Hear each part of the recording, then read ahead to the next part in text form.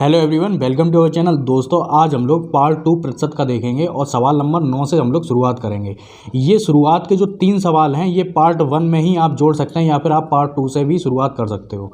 ठीक है, यहाँ पर जितने भी सवाल आपको दिख रहे हैं ये सवाल आते हैं एग्जाम में। ठीक है, तो आप लोग बहुत अच्छे से ध्यान से देखिए। ठीक है, और नोट्स भी बनाते रहिए। यहाँ पर 1% का आधा कितना होता है? ठीक है, 1% का आधा। अब 1% को क्या लिख सकते हैं? 1/100 लिख सकते हैं। ठीक है, हमने बताया था अगर प्रतिशत दिया गया है, चिन्ह बना हुआ है किसी भी संख्या के साथ, तो बटे 100 आ जाता है। ठीक है, आधा तो यहाँ पर गुणे 1/2। इसको सॉल्व करेंगे तो क्या हो जाएगा? 1/200। ठीक है, यहाँ पर देखिए 2 का भाग 1 में जाएगा नहीं, तो यानी कि हम लोगों को यहाँ पर 0 लगाना पड़ेगा और 0 उतारने से पहले हम लोगों को दशमलव भी आपको भागफल में लिखना पड़ेगा। ठीक है, यहाँ पर अगर हम लोग 2 का भाग 10 में देते हैं यानी कि पॉइंट में सवाल आएगा। ठीक है, 2 पंचे 10। ठीक है, यहाँ पर 2 0 बढ़ाने के लिए क्या करेंगे? यहाँ पर 0.005 और आ जाएगा। ठीक है, तो यहाँ पर जो आंसर आपका आया 0.005, यही आपका आंसर हो जाएगा। यहाँ पर 10वां सवाल देख लेते हैं। यहाँ पर देखिए 80 का 40% माइनस 30 का 70% प्लस 40 का 60% माइनस 30 का 10% है। ठीक है, मतलब कितना होगा? तो का मतलब गुणा होता है। तो हम लोगों ने जो पिछले सवाल में जो डायरेक्ट सवाल लगाए थे उसमें क्या हो रहा था? बटे में 100 था और 0 से 0 कट रहा था। 8 चौके 32। ठीक है, माइनस लगाएंगे, 0 से 0 कट गया क्योंकि प्रतिशत लगा हुआ है, बटे 100 जाएगा तो 0 0 तो कटेगा ही। ठीक है, 7 दिया 21। ठीक है, यहाँ पे फिर से प्लस लगाएंगे ये वाला। ठीक है, 6 चौके 24, 0 0 कट जाएगा। माइनस लगाएंगे यहाँ पर 3 एकम 3। ठीक है, इसे हम लोग सॉल्व करेंगे तो कितना हो जाएगा? प्लस प्लस वाले जोड़ लेते हैं। यहाँ पर 4 और 2 6। ठीक है, 2 और 3 कितना हो गया? 5, 56 आ गया। यहाँ पे माइनस लगेगा। ठीक है, माइनस माइनस जुड़ जाएंगे। 21 और 3 कितना हो जाएगा? 24 हो जाएगा। ठीक है, इसे हम लोग घटा देते हैं। 6 में से 4 गया 2। ठीक है, 5 में से 2 गया 3। ठीक है, यही आपका आंसर हो जाएगा। 11वां सवाल देख लेते हैं। ये भी इम्पोर्टेंट हो सकता है। ठीक है, और करना बहुत ज़रूरी है। यहाँ पे भी लोग कन्फ्यूज हो जाते हैं जो नए सीख रहे हैं मैथ। ठीक है, यहाँ पर 3000 है। ठीक है, 3000 लिखेंगे। देखिए 3000 का 12%, का 20%, का 40%, का मतलब क्या होगा? गुणा होगा। ठीक है, तो हम लोग गुणा लगाएंगे। ठीक है, गुणे 12% को क्या लिख सकते हैं? 12/100। गुणे 20% को क्या लिख सकते हैं? 20/100। गुणे 40% को क्या लिख सकते हैं? 40/100। ठीक है, यहाँ पर 0 सारी काट देंगे। ठीक है, 4 0 से ये 1 2 3 4। ठीक है, 1 0 बचा तो 1 0 से ये कट गया। ठीक है, यहाँ पर नीचे 10 बचा हुआ, ऊपर का हम लोग गुणा कर लेते हैं। 12 चौके 48। ठीक है, 48 में 3 का देंगे गुणा। ठीक है, 8 तिया 24, हासिल लगा 2, 4 तिया 12, 12 13 14। ठीक है, 144 आया। इसमें क्या करेंगे? हम लोग 2 का गुणा कर देंगे। ठीक है, 4 दूनी 8, 4 दूनी 8, 2 एकम 2। ठीक है, यहाँ पर कितना है? 288 आया। ठीक है, 288 में 10 का भाग देंगे, ये वाला जो 10 है। ठीक है, 1 0 हटाने के लिए क्या करना पड़ेगा? यहाँ पर 1 अंक के बाद दशमलव लगाना पड़ेगा, तो 28.8 आ गया। यही आपका आंसर हो जाएगा। ठीक है, तो यहाँ पर 12वें सवाल से शुरुआत करते हैं। तो ऐसे ही सवाल हम लोगों को एग्जाम में देखने को मिलते हैं। ठीक है, तो यहीं से आप लोगों को बहुत ज़्यादा दिक्कत होती है। ठीक है, वो तो चलो न्यूमेरिकल है एक तरीके के, तो वो आपको आसानी से आ जाएंगे। ठीक है, लेकिन यहाँ पर क्या है? यहाँ पर क्या कहा गया है? किसी संख्या का 16% 48 है।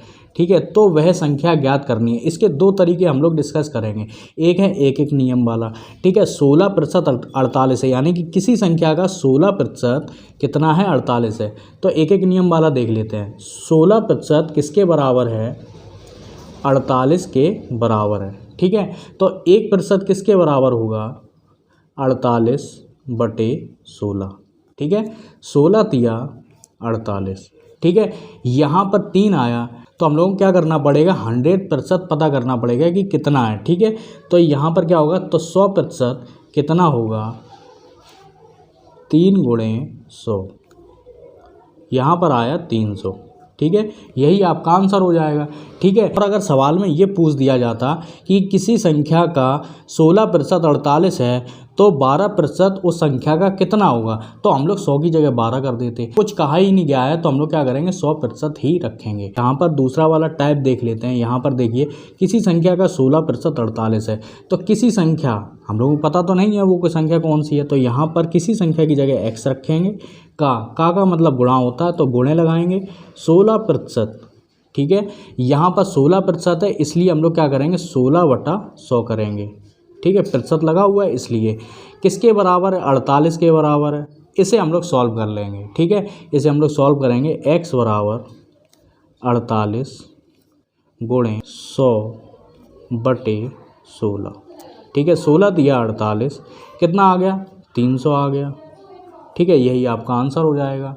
13वां सवाल भी उसी तरीके का है। यहाँ पर किसी संख्या का 17% 68 है तो संख्या बताइए। ठीक है, तो एक एक नियम से पहले लगाएंगे। 17% किसके बराबर है, 68 के बराबर है। ठीक है, तो 1% निकाल लेंगे, 68/17। ठीक है, 17 चौके 68। ठीक है, यहाँ पर क्या आया, 4 आया।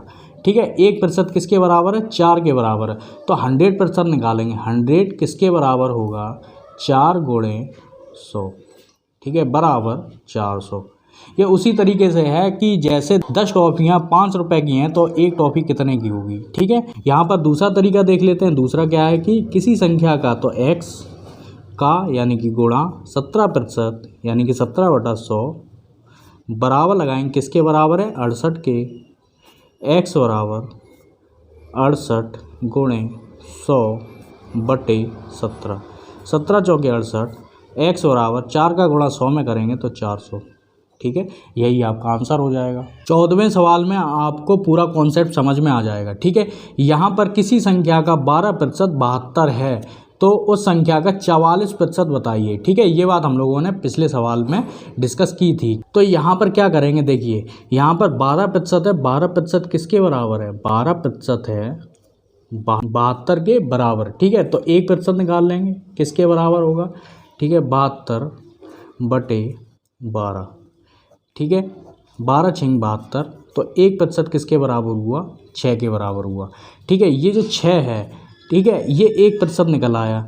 अब कितनी भी आपसे पूछा जा सकता है, 12%, 20%, 44%, 65%। ठीक है, तो इसी संख्या का, ये जो संख्या बोली गई है उस संख्या का 44% बताइए। उस संख्या का 44% यानी कि 44% उस संख्या का क्या होगा, 44 गुणे 6।